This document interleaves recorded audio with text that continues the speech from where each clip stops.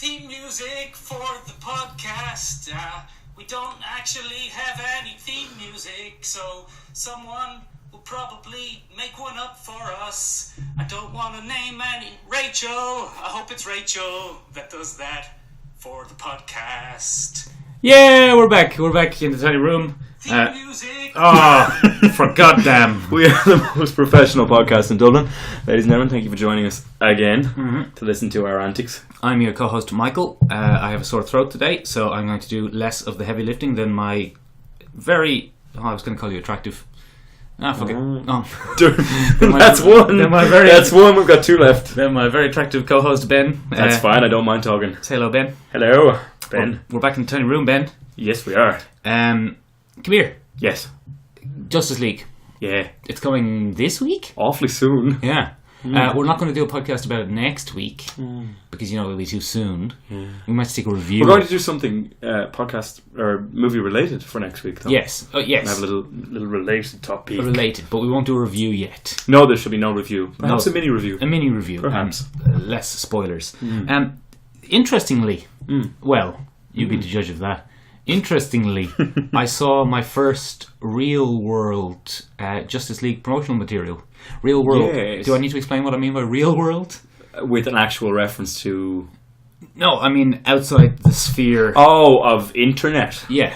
Or like the type of people who might own a Hydra mug. Yeah, so you saw some actual advertising in a physical space that does not centre around pop culture. Exactly. Yes. I saw... Look, Ben... Was it a bus? No, it was a billboard. Okay, fair enough. It was a needlessly complicated way to say it. Fair enough. I saw a poster on a billboard. What'd you see? It was Justice Leagues, but they're lit from the bottom. That sounds reminiscent of something quite iconic in the DC universe. Did it have the look of an oil painting? Yeah. Yeah. Well... Yeah. Would it be an oil painting? What do I know about painting? He paints in oil. Does he? He does. The person you're referencing is Alex Ross. Yeah. Notorious bald man. Notorious bald man. And bespectacled man. Yeah. Alex Ross. Classic dweeb. Classic dweeb, but exceptionally talented artist. Yes, a very good artist. Yeah. And seems like a nice bloke. He's an all-round nice bloke, but judging from 2017 thus far, I can't have faith in anyone anymore. Because I've been let down by another bald person that I used to like this week. Jason Statham? Yeah, Jason Statham. He's been molesting teddy bears. No, I'm kidding. Louis C.K. Dick. Louis. He's after been getting... well, some things have come to light, Michael. Not from underneath. They weren't lit beneath. Is he the gentleman who pleasures himself in front of ladies? Not before locking the door. Oh, he locks them in. He locks them in. And then pleasures their himself. hotel room. That's even worse. And exposes himself. Oh, he's a bad egg. All-round bad egg. Yeah. Both looks like one from his lack of hair and is one by his moral character or lack thereof. He's a bearded bad egg. Yes, he's a bearded bag egg. Baguette.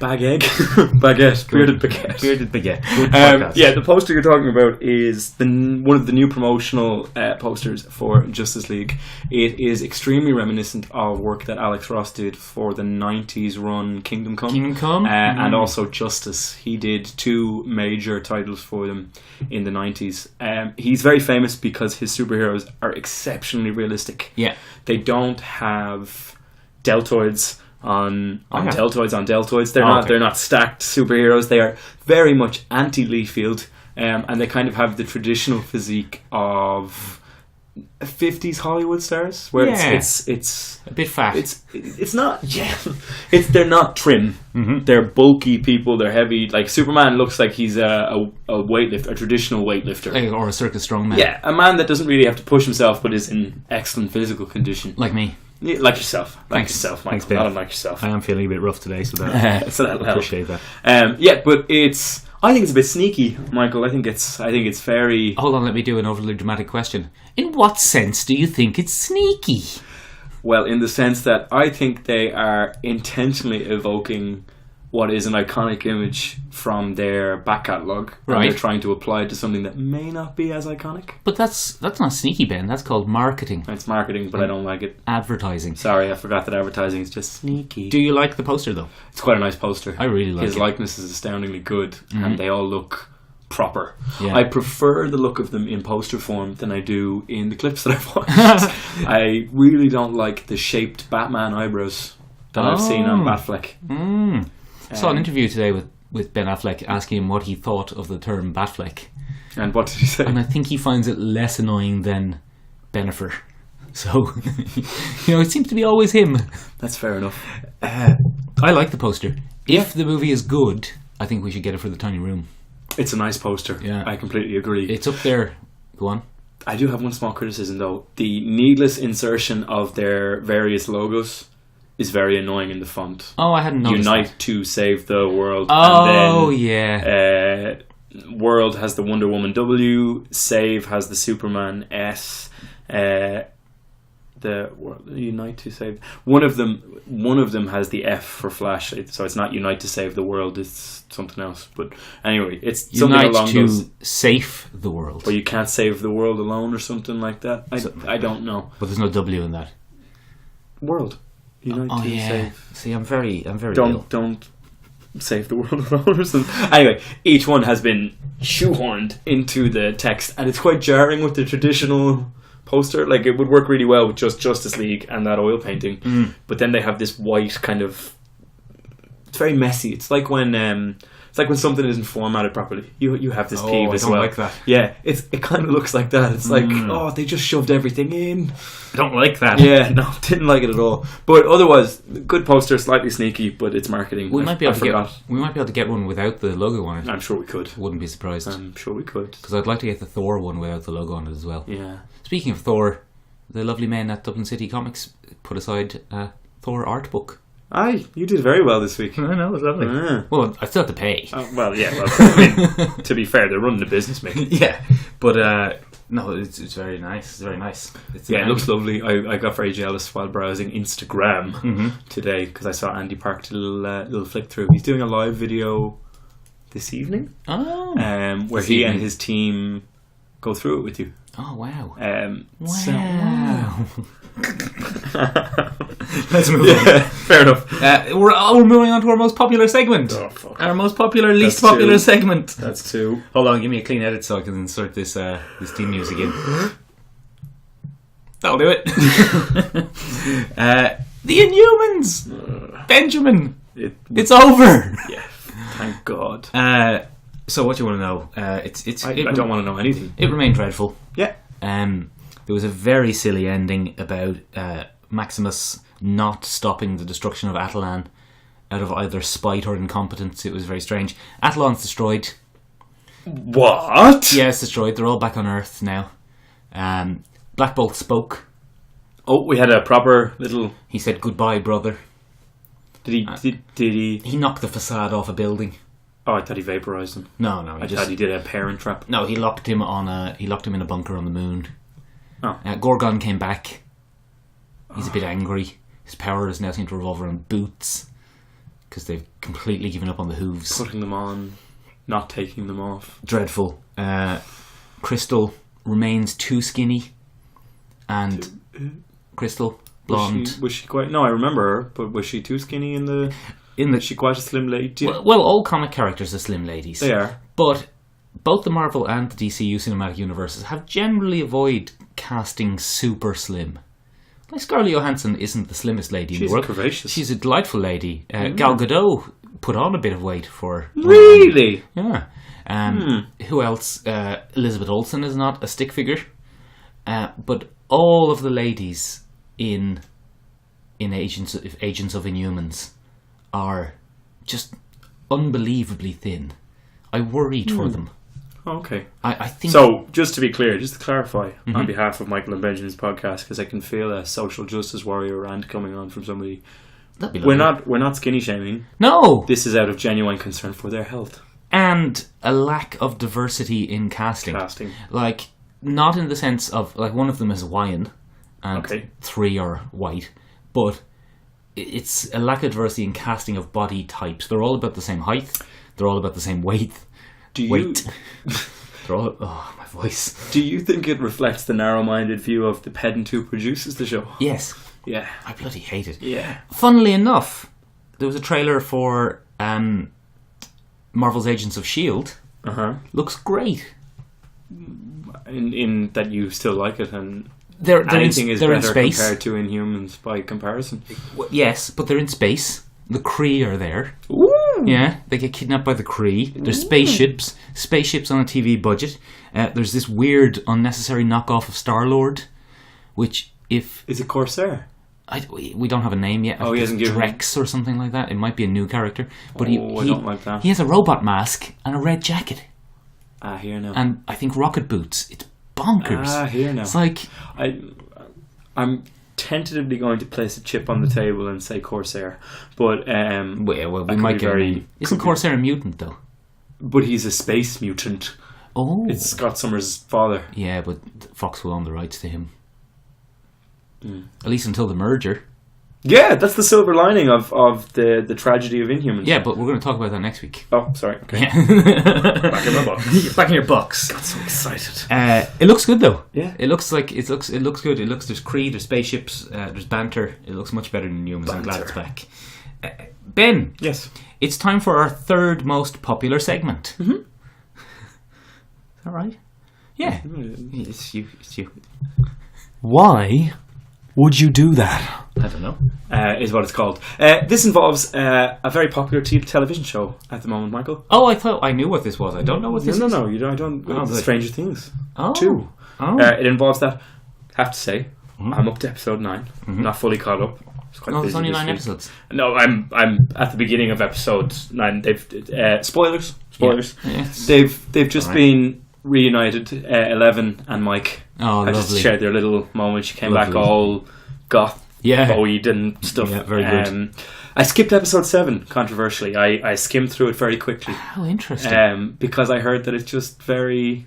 give it a watch. Against... No, I watched it after. I was very intrigued by the The premise? The initial premise of the characters that I actually like and I'm invested in. But... Anyway. 2 slight moments of... Overall, good series. Yeah, I like You're it. right. Higher stakes. Yeah. Maybe a little bit over-troped. They're going pretty heavy on the 80s stuff this time, like the psychotic... Yeah, it's not set in the 1980s. It's set in the 80s! The 80s that people from the 80s remember fondly through a thick fog of nostalgia. With an exclamation point. Yeah. And I'm from neon. the 80s. You're from... Yeah, you are. Yeah, no, I am. Why did that take you so long to process? Sorry, I don't know. It caught me off guard. No, my two slight... Why would you do that? Yeah. First thing... Opening episode of that season is the Chicago Offspring, where you see your one user powers. Why not put that in episode 7 at the start? Why did we have to build intrigue towards her and never mention her again until episode 6? Okay, yeah, okay. So that's a slight plot point. Slight. The other thing is, pet peeve, Demadogs. I liked it. No. You didn't like the name or the No, the I have no concept? problem with the name. The name actually fits the whole thing of the thing where the kids come up with the name for the month. Like that. Pretty good. I like the way Dustin has to defend his shitty naming of them. Yeah. Dustin, kind of a dick this season. Yeah. But kind of didn't like the Demadogs. They're a smaller, more killable version of the Demigorgon. Yeah. I don't like when sequels and stuff take a really powerful character from the initial phase and then suddenly turn it into something that's easily defeatable. Oh. It's a pet peeve. Oh. I think it's lazy. How? What? Why not just have them be full-on Demigorgons? Now, I get it. The virus adapted and produced something more... No, it wasn't. That was just it was a developmental stage. They all would become Demogorgons in time. Okay. Then I'm completely in the wrong here. No, but no, it doesn't matter the pseudoscience behind why it happened. You're right that they replaced the main bad guy with a they smaller... gave it a smaller, easily more killable... Yeah. Larger group thing. How do you feel about the film Aliens? Yeah, you see, I didn't like that either. Because that's the grandfather of that concept. It's lazy. It isn't. It is. Well, maybe because Aliens did it for... Are you calling Aliens lazy? Or No, Aliens was... Come on, you can't call Aliens lazy. Come on. No, they'll get you. They'll get you, yeah. No, I just thought... I just don't like it. Personally, I don't like it when you take something that was very powerful in the original, like a serious... like town-ending threat, like the alien in the first Aliens. Yes, the first Alien, and you shrink ray them into tiny little merchandisable versions of that's themselves. what it was? I don't think that's exactly what it was, but I'm sure it helped when they were like, "Oh, we could sell little dart dogs." Nah, it was Alien. It's definitely Alien. Sorry, that's what I mean by over-troped. Like everything is 80s. Exclamation mark to the max. How do you feel about Tremors 2? I've never watched Tremors. I'm aware of them. You haven't seen Tremors? No, not really. You haven't seen the first Tremors? No. Oh, you're in for a treat. Oh, podcast cancelled. Let's go watch Tremors. I won't have to talk for 2 hours. my sore throat. That'll be much better for you today. That'll be amazing. Let's watch Tremors. Okay, bye everyone. See you Bye. next week. See you next week. It's time for Tremors. So what did you think of Tremors there while we watched it? There was no Tremors. No. It's a lie. It's a farce. But yeah, moving from there though, I think Dart was a very interesting concept. I didn't. I think he's a needless subplot in some parts, but it was an interesting thing of nature versus nurture. Oh. It was a little. We're going down this road, are we? Little touch of that. This is a thorny path. No, I'm not. I'm not weighing in on it. I'm No, just go on. saying it definitely touches on that theme of. Do you think if Dustin was kind enough to it and raised it properly, would it have turned out? No.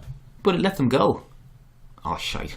You just spoiled the end. Alright, fair enough. No, it's very minor. It's very minor. It's fine. I know. I'm Sorry, not invested in it. I I don't completely really. forgot. It's a very minor point in the final confrontation. It's okay. Again, it's spoilers. Too late now. But Yeah. It traps them. And then he gives the whatever the chocolate bar is. the nougat. Baby Ruth. Ah. No, it's not Baby Ruth. Is it Baby not Ruth Baby is from the Goonies. God But damn it. he gives it whatever the chocolate bar is. I think it's the Three Musketeers. Yeah, I think it is. And he gives it that and it lets them pass. That's the payoff of the plot. Boo. But it's fine. Why would you do that? Thank you for tying up my segment nicely. Yeah, well, sorry. It also... I was thinking about this. Season 3 is going to be tricky because they have so many characters to find things for them to do. Didn't really care for Max or Psychotic Brother. Who's Max? Oh, the girl. Yeah, she was a bit irrelevant. She's just there to add tension between... Fails the Bechdel test. Not that the Bechdel test is anything great, but... Does she? Yeah. She never talks to 11 about anything other than the boys? No. There aren't many female I characters don't in think that she show. talks all that much to 11. I don't I think think she really only talks to Lucas and Dustin. Yeah, because 11 doesn't talk much. Yeah. Yeah. Anyway. I think Joyce is the only major oh no, girl. there's Nance. But Nancy. she's just, again, Treading just kind water. of a tension plot between Steve. Poor Steve. Steve's great, though. Steve, oh, he's great. He turned into one of my favourite characters. Yeah. But he gets real downgrade to Jonathan Byers in this one. He just gets, Yeah, but he'll be alright. He's Steve. He's Steve. He's got magnificent hair. Yeah. Thanks to Farrah Fawcett's Yeah. it turns out. Anyway, Let's move on. moving along from there. Since Dart, I thought was interesting as a mini Offspring version of things. That's what we're going to talk about this week. All right. Michael, pop culture's obsession Right. with dangerous offspring. Oh. That's what we're going to talk about this week, Michael. What's an offspring? Offspring is progeny, which doesn't help because those are two strong terms. Yeah. Is it progeny or progeny? Progeny. Progeny, thank God. right. That would have been early for a retraction. It's a form of lineage. It's a son or a daughter. Can I just interrupt you there? Yeah. I don't think you should have to do a retraction if you just mispronounce something. It's only when you It's not give us traction, false retraction. information. Ah, okay. You know what I mean? Yeah. Just mispronouncing a word. Yeah, Everyone I'm on does board that. with I do that all the time. Hyperbole. Hyperbole. I can't pronounce it. You do have a trouble with It's hyperbole. superior half cones. No, spherical not things. no. See, it's the word is hyperbole. It's hyperboles. Talk about children. So basically, I'm kind of interested in Babies. Well, we got this. We actually got this idea from somebody else. Yeah, Dr. Jim. Yeah, Dr. Jim was chatting to Michael one of the days, and mentioned that comic books seem to be oddly obsessed with the idea of child versions of established heroes, Right. who are, if not more powerful, than a serious threat to those superheroes. So either evil or incredibly powerful. Evil or overpowered. Right. Are we going to talk about them? Yeah, I think we are. Who wants to go first? Well, I took a look at some precedents set up in other forms of pre-pop culture stuff. All right, hit me. Just general culture. So there's a ton of it in mythology. Of course. The concept of terrifying children is all over. Yes, Benjamin. mythology. This is why you're on the podcast. Yeah, this is why I'm on the podcast. This is and your access to a microphone and computer. Yeah, you need the equipment. You need the equipment. Doesn't necessarily mean. Well, it's alright. You're sick, I'm going to let it pass. Yeah. But Kronos, Exactly. who was a Titan, and the original one in the Greek pantheon, he's the predecessor to the Greek pantheon, gave birth to a number of children, and fearing reprisal from those children, or rather having his power usurped. But by them. why did he fear the reprisal from them? It's not really 100%. Oh, is it? Okay, Yeah. why is it? Because he had killed his father. Oh, it was legacy. Yeah. It's doomed to repeat. Sins of the father. Exactly. Oh, He had man. killed his father, so he... Sorry to was step his on your father? bit. No, it's fine. Uranus, I think. Oh, okay. He had killed his father, and so therefore feared his children killing him. Oh, anxiety. Yeah. Anxiety. He had killed his father because his father had imprisoned his siblings, who were the Cyclops. No. I think, Cyclops. I think might you're be, right. I yeah. think it's the Cyclops. But And- then he did a 1-2 with the old Cyclops as well. Then he freed them, and then he kind of Yeah. sidelined them as well. Yeah. He was a real piece of work, that What Kronos. a bad egg. But anyway, he had some kids. Mm-hmm. And what do you eat when you're peckish, Michael? Children. Good. Then you and Kronos would have a lot to talk about over a beer, because that's what he did. He put them all inside his belly until one child was squirreled away, Zeus, who would later become the head of the Greek pantheon. Yeah. And he freed them, formed an alliance with the old Cyclops, who Yeah. had been sidelined. Old Johnny One Eye. Old Johnny One Eye, and got to work. He freed all his siblings. Oh and no, that's not great, is it? they overpowered. Johnny One Eye means something else. Whoops. They overpowered Kronos anyway with Johnny One Eye. With Jimmy, not with. Never mind. I'm not going to do it. I'm not going to lower. But yeah, so took it back. It's also very, very apparent in the Norse pantheon. Yeah, go on. Loki's children are the ones that cause Ragnarok. Bunch of bad eggs. Yeah, Fenris, Jormungand, and Hela. Hela. They all band together and they cause the end of all gods. Yeah. And Loki, technically being the son of frost giants, is An adopted son. an adopted son. So it doesn't always mean blood relative. Sometimes it Yeah. means overall stuff. There's also hundreds of examples in literature itself. King Lear, anything Shakespearean. A lot of fear of sons Do you think and daughters. Shakespeare ate his children? Is that what you're getting at? Yeah, that's exactly what I'm getting at. William Shakespeare was actually Kronos. Oh. Yeah, he's an immortal being. Oh. And he's standing right behind you. Ah! Luckily, you're not his child. It's like a Doctor Who plot. Probably off the it is a Doctor Who plot. It's actually an alien. Every single cool mythological concept we've ever come up with as a human being is an alien. It's actually because human an beings alien. are morons and they can't come up with stuff all their own. Okay. Sorry, that's a why would you do that for Doctor Who. And Thor. And yeah, yeah, shit, never mind. You liked Thor, didn't you? I did like Thor. Yeah. In fact, you said that, got me. that was one of your favourite things You about got me. Thor. You caught me. You know, that's what You you got said. me, you got me. You wrapped me up in my own words. So there's lots of precedent for it. And then, of course, it was the foundation for all the pseudo-psychology you ever get hit with. Go on. When you mention something. Sigmund Freud Oh, what had... what a joke. had the... Well, it's not really pseudo-psychology. It's actual psychology. It's just not... yeah, but it's just... not facts. Sorry, it's not... It doesn't really have any basis in scientific fact. Yeah. There's nothing that... Well, it can't be... Okay, how am I going to phrase this? I don't know. It's not quantifiable. All right. Yeah. Well, if you're talking about it being scientific, it has to be repeatable and predictive. It's not. And predictive is where psychology often falls down. Because you can look back on someone's life and say, this guy's a psycho because his dad ate all his siblings. Ooh, But you nice. can't say, I know. Time that rail. I know, look, Ben, it's not my first rodeo. You've ruined my flow, though. But Sorry. anyway. You can look at... I have to do the gag again. You can look at someone and say, this guy's a psycho and his dad ate all his siblings. But you can't look at someone whose dad has eaten all their siblings and then say, this person will definitely be a psycho. That's one of the big issues with psychology. Although, how has this become the science podcast? It affects what It's we relevant. do. It's relevant. It's relevant. As we're moving into neuroscience or neuroscience, and we're analysing the brain more and more, it's becoming predictive. And Yeah, because Jim Fallon, that kind of thing. who's Jim Fallon? Professor Jim Fallon, he's the one who does all the brain scans on psychopathic bloodlines. Oh, from Mindhunter. Not that guy. No, But very similar field of work. He does a lot of brain scans of people who have had psychopathic parents or grandparents or something like that. And when you measure different brains at different levels, he can find abnormalities that signify psychopathy, but it doesn't necessarily mean that it's malicious psychopathy or just high levels of psychopathy. So it's not entirely there. Anyway, sorry, Oedipal complex is what we were getting at. Oh yeah. He founded the whole Oedipal complex. Complex. Where or the Electra complex, depending on which sex you choose. I said eatable complex because he ate the children. Swish. Eatable. So you either kill your father, shag your mother, or kill your mother, shag your father. Yeah. Take your pick. Shag your mother. So it was the foundation of all of that. It has been largely debunked, or not disproven, but largely undermined as an actual way of analysing people. And it's all over comic books. Because a lot of comic book writers come from that era. Yeah, exactly. The most famous ones. A lot of those original ones would have had tense family relationships, I suppose.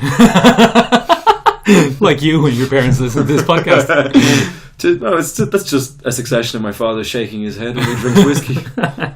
Right, shall we talk about... I can't categorically state that this was the first child of comic books. It almost certainly wasn't. But I thought it would be a nice place to start by talking about Franklin Richards. Part of Marvel's first family. Exactly. Franklin Richards is a really interesting one. I'll do a little summary. Yeah. Probably the best name about Franklin Richards is Reed Richards and Sue Storm. They got married. Yes. And they had normal adult relationship. As normal adults too. And a couple of years later, in comic book time and real world time, Sue became pregnant. Wonderful. Yeah. And she was pregnant in the comic books for about 2 years. It's a long gestation. No, it's nothing to do with that. It's to do with how comics are published. I thought it was a cosmic ray thing. No, not at all. But anyway, she gave birth to a baby. A baby? A tiny baby boy called Franklin, named after her grandfather. And the reason Stan Lee, I'm doing inverted commas, probably wasn't him. I can imagine who it probably was. Yeah, the reason Stan Lee says it was a great idea was that they would have him grow up in real time and they could kind of tease over the years what his powers might turn out to be. Okay. So that's what they kind of did. They started him off that way. He was getting more powerful. He was showing signs of powers. Then they bloody marvelled it. Yeah. And then he became the most powerful psionic being on the planet, in the universe. Oh. Yeah. Possibly. Was that Hickman? No. He just took the idea and ran with it. This is the 70s and 80s. Claremont. He artificially aged himself and became 3 or 4 different versions of himself in the future called Avatar and another one. What was the other one called? Star something. Sounds very marvelly. Yeah, and then he came back and realised he wasn't mature enough, so he de-aged himself back to a baby. What? Yeah, and then he joined the Power Pack. What's the Power Pack? Superhero babies, superhero toddlers. Oh, Jesus Christ. A group of superheroes. You've never heard of the Power Pack? No, thankfully. They're superhero toddlers. Okay. And he joined them. Then he has a sister, Valeria, who is also a mutant. She's not as powerful, but she's very intelligent. She's at least as intelligent as Reed. She's a Reed. Yeah, she's at least... Reed level. At least, possibly more. What do they call them in Marvel? Because they call them level intellect in DC. They say you're an 8th level or a 12th level or a 13th level intellect. In Marvel, they like ranking you. They have the 8 most intelligent men on the planet or something. Exactly, yeah, because Amadeus Cho is either the 8th or the 9th. So that's how they like ranking them. And they don't rank Valeria because she hasn't fully developed yet, so that's they can't not say. how intelligence works. You can't rank. No, you can. Comic books you can. So Franklin is a great... I'm sure you remember Heroes Reborn? Yeah. So in Heroes Reborn... the evil side of Magneto's personality and Charles Xavier's personality merged together and created Onslaught, and they essentially destroyed the world. But then the heroes all teamed up to stop them. Yeah, because that's what heroes do. Most of the most popular heroes were killed. Oh no! I'm doing a winky face though. Oh, sorry, I missed the wink. Because they got a fate worse than death. Because Franklin... Reprints? No, even worse than reprints. Franklin saved them by putting them into a bubble universe drawn by Rob Liefeld. Oh god, that is a fate worse than death. Yeah, not great. Nick, just promise me we're not in a bubble verse drawn by Rob Liefeld. I don't know. Because we wouldn't know. Let's I'm look at sure our all the feet. characters look normal to each other. Our feet look pretty normal. They're fairly unpointed. Let me see your deltoids. Nah, they're below average Tiny, at best. tiny deltoids. Below average at best. Rob Liefeld has had nothing to do with this. So the interesting thing about Franklin and Valeria, Fantastic Four were the first family, with Sue and Reed as the mum and dad, and Johnny as the son, essentially, although he was her brother. But he was a kid brother. And Ben as the gruff uncle. But then introducing the kid kind of changed the dynamic a little bit. We had Uncle Johnny and Uncle Ben. Not old one-eyed Johnny, just Uncle Johnny. Old Johnny One Eye. So yeah, that's my first one. Nice. And Franklin obviously falls into the category of terrifyingly powerful. Yes, he's a reality shaper, isn't he? By the end of it, he can... He's the ultimate reality shaper. He is one of the only beings that Celestials consider on a par with them. Celestials, look... That's ridiculously overpowered. Don't get into Celestials. Yeah, it's not worth it. But the Celestials considered him for membership. Oh, they're going to make him an Celestial. Ask him to be. I don't know. I didn't realize it was a members only club. I don't think anyone really knows. I think they just decide what to do. Yeah. Who did you pick? As they go. I am a fan of DC, as you know, so I'm going to stick to DC. Batman probably has one of the most interesting relationships when it comes to legacy and sons. Yeah, Robin. Because he's had about 6 of them, which isn't an exaggeration. I think I can actually name 6 of them. There's Nick Grayson, Jason Todd, Tim Drake, Stephanie Brown, Carrie from Dark Knight Returns. Fisher. It's not Carrie Fisher. You sneaky. Princess Leia. You sly dog. And the one that I'm going to talk about is Damian Wayne. The bad egg son. The bad egg son, who is literally made of his genetic material. That's what all children are made of. No, but sorry, I should say ill-gotten genetic material. That's what all babies are made of. Crafty woman. You wordsmith. You cunning wordsmith. Way back in the 70s, when Denny O'Neil and Neil Adams were writing Batman, Batman... Are they the Green Arrow guys? They're the Green Arrow guys. Oh, I made a mistake. I actually have a Ben's retraction there very, very quickly. Oh, go on. I said Dick Giordano in last week's podcast. It's Denny O'Neil and Neil Adams who wrote those, not Dick Giordano and Neil Adams. It's Denny O'Neil and Neil Adams. So that's a quick retraction. My apologies for that one. The theme music for that. I didn't have time, but I only remembered it there. Okay. I think the important thing is that we retract, not the pizzazz with which we retract. And the quicker you retract, the less likely you are to have your genetic material stolen. Yeah, illicitly. So what happened was, way back in the Kelly, the 70s, Carrie Kelly, thank you very much. 70s, Batman had a little scrap with Ra's al Ghul. Oh, we're going with Raish. Yeah, he won. Who did? Batman. Okay, Batman he often came out on top. Yeah. Not in the subsequent little tryst with his daughter Talia. Oh, he was drugged. Oh no, he was drugged. Oh, bloody Bill Cosby. Yeah, exactly. Bill Cosby. She Cosby'd him. Or just in general, Hollywooded him. I think we can now use that term with no consequence. Oh. Yeah, 2017's a bit grim. Yeah. Go on anyway. Yeah. Continue talking about this light-hearted rape. It was a light-hearted rape. It spurred a large amount of debate about whether or not many years later, when DC rebooted New 52 and thing, Batman is one of the few characters that kept his entire history intact. Oh. So there was a little bit of controversy when this happened, because you're expected to believe that Batman's entire history took place in the space of about 3 maybe to 5 years. Okay. Which is a lot of stuff. So anyway. But hold on, sorry, what about when he had adventures with other characters? Apparently they still happened. No, they retconned his relationship with Superman. Right. But his kind of traditional stories, Long Halloween, right, other things like that, they all stayed intact. Which is really unusual. He's one of the few characters that managed to keep his whole canon. Even Superman got it taken away from him. He lost Lois Lane in New 52. Oh no. And Wonder Woman took her place. Good and then that was retconned in Rebirth. So it's all very confusing. I hate reboots. But anyway, in the New 52... Is that why you hated Gorgon? Because oh my god. He put his boots back on. Oh my goodness. We're done with Inhumans. It's finished. We can let it go. We can let it go now. I'll miss it. I won't. So later he finds out that Talia took his seed. That's what she calls it, not me. And she had a baby, but she didn't carry it to term herself. She developed I'm going to get this wrong. Fetus? It is a fetus. Embryo? Embryo, yeah. And she grew it in a tank. She had her father's top scientists develop it into a genetically perfect version of the two of them.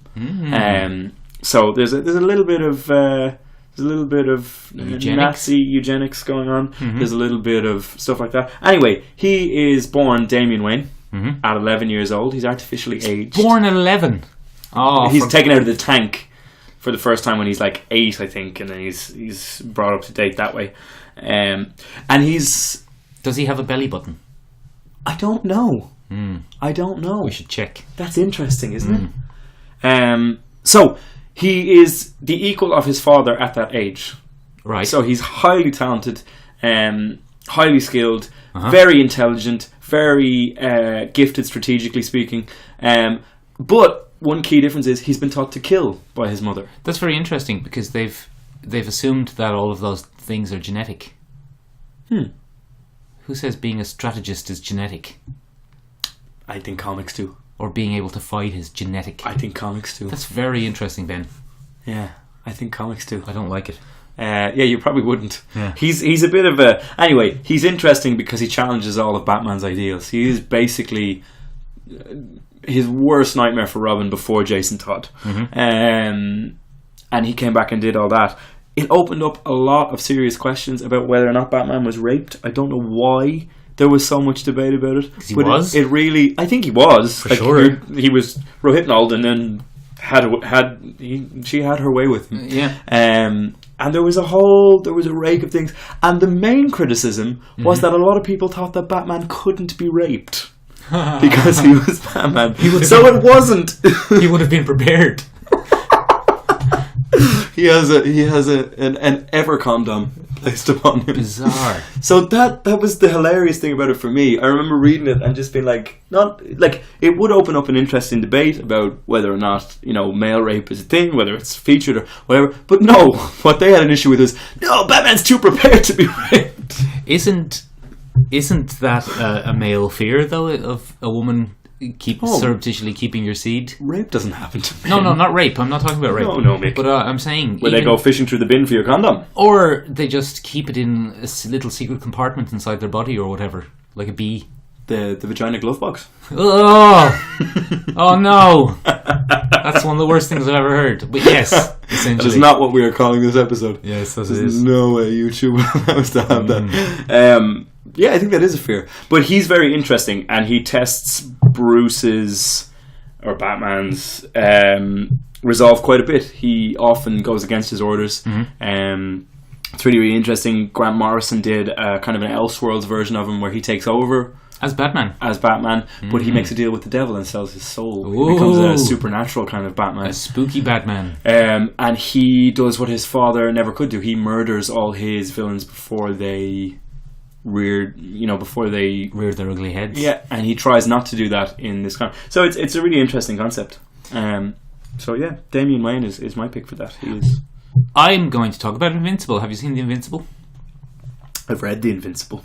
I think there was a TV show. I think MTV tried it, didn't they? MTV did a motion comic, essentially. Didn't go right. No. Invincible. It's very good. I like it. Yeah. It's a Robert Kirkman. Kirkman! And as you know, Robert Kirkman, very good writer. Very good at building his own little worlds and universes. He's a great world builder. Yeah. Don't really rate him when you give him an established universe.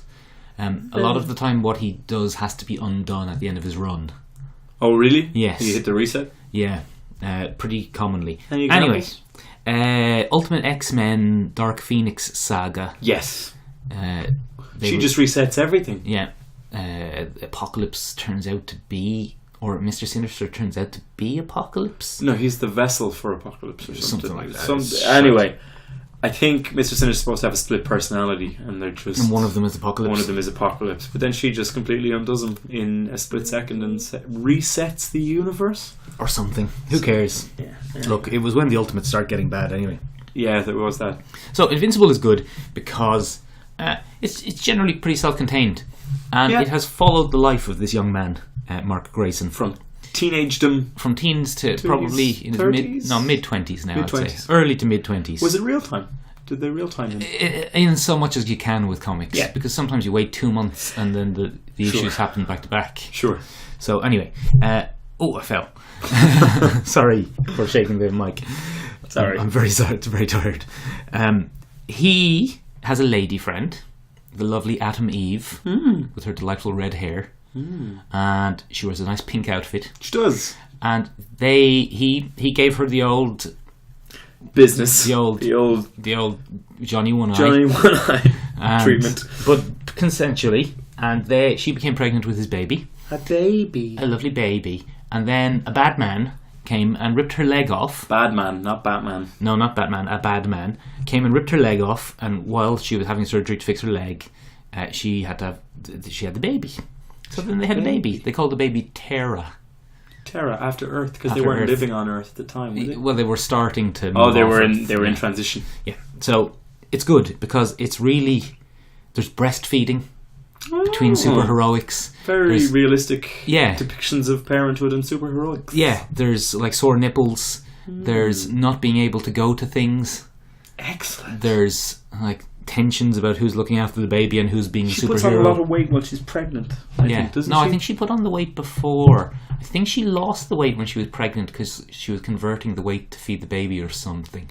She couldn't use her powers when she had the Yes. baby. Or when she was pregnant. Sure, she couldn't that was because what it her powers. That's what it was. She used to burn her powers because she burns calories when she uses her powers. Exactly. And she stopped burning calories on a daily basis using her powers. So she put on weight while she was pregnant. Yeah, that was it. And still very sexy though. Oh yeah, when she was a bit chubby. Oh yeah, we'll have none of that here, Michael. It's all comers. So anyway, the kind of key turning point moment in the story of Invincible and Terra. Spoilers for Invincible. It's about 3 years old at this stage. Mark meets a weird stringy alien thing. Oh yeah. And the stringy alien thing kind of sends him back in time. Offers him a reboot. Yeah, basically offers him a reboot, and he goes back and I think he spends 2 or 3 issues in his own past, stopping stopping everything that went wrong in his life, which is pretty good. Yeah. So he saves his friends who died. He stops his father from going on a rampage and killing thousands of people. But at the end, the stringy blob thing says, "Mark, I showed you how your life could be if you stay here." Right, exactly. And he says, "Do you want to stay? This can be permanent." And Mark says, "Oh, well, look, it's nice and all that all those people didn't die and my friends, but where's my daughter?" And then he undoes it. That raises so many ethical questions. Do you think that's selfish? Never been a dad. Exactly, Ben. Not that you know of. Never. Well, fingers crossed. If you or anyone you know has had a child by me, don't get in touch with the podcast. Yeah, don't. We're all good. Get in touch directly with me. That will be the best way to handle it. And we'll do a surprise podcast where Ben meets his kids. Yeah, little 2-eyed weirdos. Do another one. I'm just enjoying that. Sorry. Back to DC. All right. Because DC do an awful lot. I think DC have. Sorry. I'm sorry for cutting across you. No problem. With Terra, we don't know yet if she's going to be evil or ridiculously powerful. Oh. My money's on ridiculously powerful. Because she's a world shaper like her mum. Her mum can do. Well, maybe she might turn out to be a Voltramite, so she'll have Superman powers and matter transmutation. She could be terrifyingly powerful. Goodness. Or evil, whatever. Goodness. We're never going to find out because they're going to wrap it up shortly. They've done a few terrible infant ones in that, didn't they? Robot and Monster Girl had a child and came back to terrorize them. Although, Robot Girl didn't have a child. Robot didn't have a child with Monster Girl. Monster Girl had a child with an alien. Yeah. Never mind, sorry. Moving on from there. I think when it comes to legacy and annoying offspring, I think nobody does it quite as well as DC. I think they tend to do these things quite a bit. There have been numerous examples throughout Marvel's history as well. Marvel had that phase there in around 2009, where everyone had a child all of a sudden. DC have often done the same thing. Superman. This is becoming like those old ads where you're a DC and I'm a Marvel. Yeah. Except we're both mildly negative about the things that we love. Yeah. Sorry, carry on. Yeah. So Superman, DC's second most famous hero. I'm going to say Batman's most. Interesting. Could do a whole podcast about that. Fair? Okay, we can do a whole podcast about that sometime. Be a tough podcast for you, though. Yeah, I don't really care. He's had two serious contenders for legacy. One is Con-El, or Superboy, and the other is Jono. That's what he's called. I think it's Jono, I'm not sure. But he's John Kent in the comics. His alter ego is John Kent, and I think he's Jor-El. Is his Kryptonian name, but Jono, I think, is what his mother calls him. So this Connor Kent is a clone, right? Taken from Superman, and built in a similar way to the Bizarro process, right? Except he's aged real time, right? So the Bizarro process doesn't take effect. Apparently, what happens with the Bizarro process is when you try to prematurely age them, right? They turn into Bizarros, which is the big white. Oh, is that what that is? Thing. I think that's the premise that they use in currently. The comic. So, Con-El disappeared in New 52. He's kind of been retconned back into Rebirth. Right. But, very interesting character. Used to fight crime in jeans and a t-shirt. Yes. A t-shirt with the red Superman symbol. Interesting character. Really struggled with his identity as a clone. Superman wanted nothing to do with him originally. If you want to see a really great version of him, check out Young Justice. Being brought back by Netflix. Good show. Interestingly, he kind of represents the absolute horror for Superman of having a more powerful child, in that the other half of his DNA is made up of none other than Lex Luthor. Oh, two men. Lex Luthor. Oh, you're against that. No, I'm not at all. Don't say those things, Michael. That's terrible. No, I'm not. I here at the Micheal and Benjamin's podcast, I fully support evil clones. And whatever they choose to do, as long as it's not in my face. Yes. I'm kidding. That's a really serious joke. Yes. He goes berserk at the end of his kind of famous run. Has an L bashing of the Teen Titans, gives them all a knock around. Does he? Because Lex Luthor brainwashes him. And turns out Lex Luthor has a little switch that makes him go berserk. Classic Lex Luthor. Again, that relationship is handled much better in the Young Justice cartoon. Go check it out. It sounds almost like you would say that a lot of times comics are just drafts of TV shows. That's a very serious accusation. I think great comics surpass any medium that you adapt them into. Alan Moore's thing on it, like it's a comic book, leave it as is. I think other times when it's like the generic weekly stories, sometimes it is a first draft, and when you get to do a second draft, you get to decide what's good and what's not. I think that's bit of time, bit of fair, distance. bit of time, bit of distance, bit of retrospective, hindsight 2020, all that jazz. The other one is Jono. He's a relatively new character. I think Batman has a son, so it was kind of a cool idea to have Superman have a son. Like, because they had their own series called Super Sons. No, they didn't. They do. It's currently running as part of DC Rebirth. No, I don't like that. Yeah, it's ridiculous.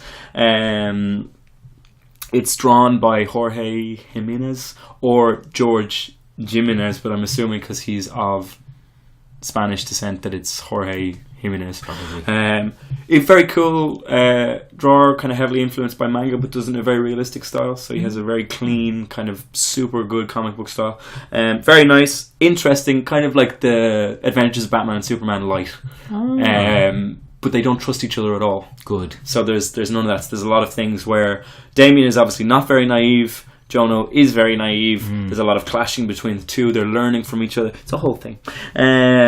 But he goes berserk in the middle of his run as well, and turns out there's a big mystery behind Jono and where he came from.